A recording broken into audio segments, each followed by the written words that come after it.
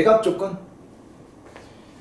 매각 조건이란 법원이 경매 부동산을 매수인에게 취득시키는 조건을 말합니다. 우리가 매매에 있어서 부동산을 팔 때 그런 조건이라는 것을 붙을 수가 있습니다. 자, 이러한 조건이 있어야 매매 계약은 성립한다 라는 것처럼 매각 경매에 있어서 이러한 조건을 걸 수가 있어요. 이것이 이제 법정 매각 조건과 특별 매각 조건이라는 게 있는데, 법정 매각 조건은 민사집행법에서 정해놓은 법적 규제사항으로 경매 사건에서 변경할 수 없는 매각 조건을 말합니다. 그런 것이 어떤 것이 있냐면, 자, 최저 매각 가격 만이 매각 프로다네요. 경매 가격이 감정이 1억이고 한 번 유찰됐을 때 보통 20% 유찰되는데, 다음번이 유찰이 됐을 때 8천만 원이 되었다라고 해요. 그러면 입찰을 하는데, 여기서 입찰을 하는데 입찰가를 내가 8,200이다, 8,100이다 이렇게 입찰을 할 수가 있어요. 그런데 이 최저 매각가 밑인 7,900이다, 최저 매각 밑으로 쓸 수 없습니다. 이거는 무효 처리가 됩니다. 매각 불허다. 그리고 두 번째, 무잉여로 인한 경매 취소. 채권자가 돈을 받지 못해서 경매를 진행을 시키는데, 경매를 진행을 해보니 선순위 채권자들의 돈이 너무 많아서 나한테 받아갈 게 하나도 없더라 라고 하면 무잉여가 됩니다. 무잉여. 이러한 경매는 법원에서는 진행시키지 않아요. 그래서 그러한 경우는 취소시킵니다. 그리고 소멸주의와 인수주의라는 게 있어요. 자, 경매에 있어서는 권리관계에 있어서 이러한 권리들은 소멸되고 이러한 권리는 인수되는 것을 정해놓을 필요가 있죠. 그것이 소멸주의와 인수주의입니다. 이거는 권리 분석 시간에 또 따로 공부를 하게 됩니다. 그리고 매수인의 자격, 농지법 6조 여기에 있는데, 예를 들면 농지라고 하는 것은 전답과 논, 과수원을 말합니다. 이거를 취득할 때는 농지 취득 자격 증명을 제출하게 되어 있습니다. 매매에서도 마찬가지죠. 근데 경매에서는 매수인의 경우 농지 취득 자격 증명을 발급받아서 낙찰받고 일주일 이내 법원에 제출해야 됩니다. 그것이 매각 허가 결정 조건이에요. 그래서 이것이 매수인이 제출하지 못하면 보증금은 몰수한다 라는 게 있습니다. 그래서 매수인의 자격은 농지법 6조에 있는 농지 취득 자격 증명을 제출한다 라는 것이 매각 조건에 있는 것이고요. 소유권 취득 시기. 자, 매매에 있어서는 계약을 하고 중도금을 주고 잔금을 치르고 소유권 이제 등기를 하게 되면 소유권이 넘어옵니다. 그러나 경매에 있어서는 입찰을 해서 계약금을 보증금을 걸고 잔금을 납부하고 등기를 하지 않아도 잔금만 납부하면 소유권 이전이 됩니다. 이것이 법정 매각 조건 소유권 취득 시기입니다. 자, 이건 이제 특별 매각 조건을 보면, 요거는 법적 규제로 그 법에서 딱 정해놓은 조건이 아니고 이해관계인 합의 또는 법원의 직권으로 변경 가능한 매각 조건, 할 수도 있고 안 할 수도 있고 변경할 수도 있는 매각 조건입니다. 자, 재매각 사건의 경우 최저 매각 가격의 20%에서 30%의 보증금. 이건 뭐냐? 재매각 사건. 이거는 낙찰을 받았어요. 8,200에 낙찰 받았어요. 근데 잔금을 내야 되는데 잔금을 내지 못해요. 왜? 돈이 없어서. 아니면 물건을 잘못 받아서. 이런 사유로 잔금 못 내요. 그렇게 되면 어떻게 돼요? 경매가 다시 나옵니다. 이것은 이제 재매각이라 그러는데, 재매각 사건에 있어서는 처음에 보증금을 우리가 입찰할 때는 한 10%를 걸거든요. 그럴 때 재매각 사건에서는 보증금을 20% 또는 30% 이렇게 걸게 돼 있어요. 이거는 이제 법원마다 좀 차이가 있는데, 이것이 이제 특별 매각 조건이다. 이건 매각 물건 명세서의 특별 매각 조건 해가지고 자 입찰 보증금은 20%입니다. 아니면 30%입니다. 이렇게 적혀놔요.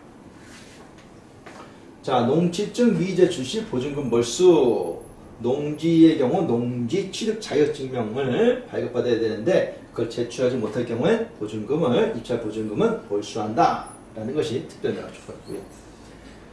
공유자 우선 매수 신청을 1회 제한했다. 자 물건이 한 사람 소유만 있는 것이 아니고 2인 이상이 소유할 수도 있죠.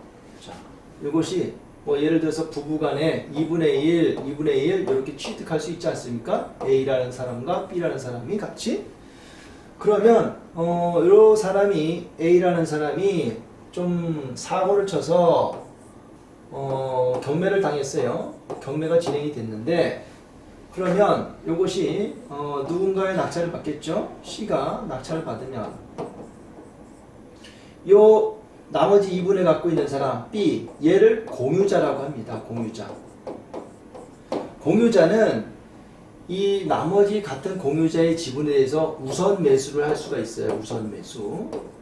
얘가 최고가를 낙찰받았다면 이 B는 얘에 대해서 우선 매수하여 가져올 수가 있는 것이죠. 그래서 공유자 우선 매수권이라고 합니다. 그런데 이 공유자 우선 매수권을 무제한 계속 할 수 있게 놔둔다면 입찰할 사람은 거의 없을 겁니다. 왜? 이번에 내가 약찰 들어가면 제가 공유자 우선 매수해가지고 또 못 받을 텐데 뭐. 다음 20% 유찰, 다음 또 유찰. 다음에 또 갔더니 또 안 될 때. 그렇기 때문에 이 공유자 우선 매수 신청을 1회를 제한하겠다라는 것이 이런 특별 매각 조건입니다. 그리고 기타 인수되는 권리에 대한 매각 문건면세서에 기재하여 특별 매각 조건을 하는 경우가 있습니다. 자, 상계. 상계라는 것은 채권자가 동시에 매수인이 되는 경우가 있죠. 예를 들면 내가 임차에 있는데 내 집이 경매가 나왔어요. 내 보증금이 있고 보증금이 예를 들어서 1억이 있고 이 집이 경매가 나와서 그러면 이 집을 내가 낙찰을 받아볼까? 그래서 낙찰을 받아요. 얼마에? 1억 5천에 낙찰을 받았어. 자, 내가 보증금이 1억인데 1억 5천에 낙찰을 받았어. 그러면은 자 나중에 1억 5천을 납부하죠. 1억 5천을 나고 그 나중에 또 보증금 1억을 배당을 받죠. 자 이렇게 절차가 복잡하게 하지 말고 그냥 내가 1억 받을 거 있으니까 서로 까부시고 나 5천만 낼게. 이게 상계입니다. 서로 맞비기는 거예요. 자 이런 경우 임차인이 낙찰받은 경우 또는 임차인이 아니어도 경매 신청 채권자도 있죠. 경매 채권자가 배당을 받을 금액에 대해서 내가 상계 신청을 하는 거 이런 거 있습니다. 현금을 납부하지 않고 채권자가 받아야 할 채권 금액과 납부할 대금을 서로 맞비기는 것을 상계라고 한다. 대항력. 대항력은 여러분들 많이들 들어보셨을 거예요. 주택 임차인이 여기서 주택을 인도받고 주민등록까지 마치면 그 다음 날부터 주택의 소유자가 변경되더라도 신소유자에 대해서 임차권을 가지고 대항할 수 있는 권리를 말한다 라고 하는데 자 내가 임차인으로 살고 있는데 어느 날 이 집이 매매가 됐습니다. 매매가 됐어요. A 자 여기가 임차인 집주인 이걸 또 임대인이라고 하죠. 예, 임대인 이렇게 여기 살고 있는데 이 집이 매매를 했어요. C한테 매매. 그랬더니 C가 얘한테 내가 집주인이니까 주인 바뀌었으니까 한 달 줄 테니까 그 한 달 내에 나가. 이랬을 때 말 같지 않죠? 그럼 얘가 얘한테 할 수 있는 게 뭐예요? 나 임차인 권리로서 여기서 살 권리가 있어. 너한테 대항할 수 있어. 대항력. 그럼 이런 대항력을 갖추기 위해서 요건이 뭐예요? 주택을 인도받고 주민등록 전입을 마쳐야 된다. 그럼 언제부터? 그 다음날 영시 그 다음 날부터 새로운 소유자가 바뀌더라도 얘한테 대항할 수 있다. 대항할 수 있다. 대항할 수 있다. 즉 뭐예요? 내가 얘하고 맺은 임대차 기간이 2년인데 2년 만기 동안 계속 살 수 있고 또 만기가 돼도 보증금을 내가 1억 받을 게 있는데 네가 나한테 1억 줘야 돼. 받을 때까지 나 못 나가. 대항력. 이게 이제 대항력입니다. 주택 자.